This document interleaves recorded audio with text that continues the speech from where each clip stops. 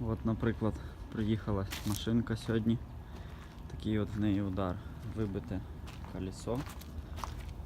Оце от все, подвіска, неї треба поміняти. Оця на радіатори рамка, що тримає по салону. Постріляли гаєрбеки, оцей на сідушці і на потолку. Оце все треба привести в порядок, зробити, поставити. Рішотка тут в нас ціла на цій машині, бампер покалічений.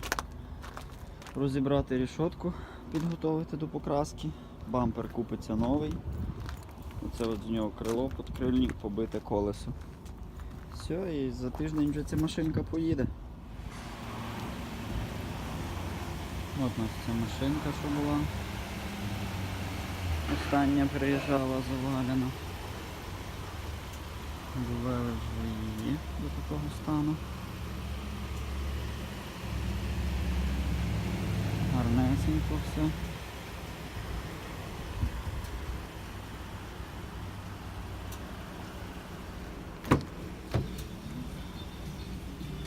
По салончику. Аербеки всі, все ціленькі.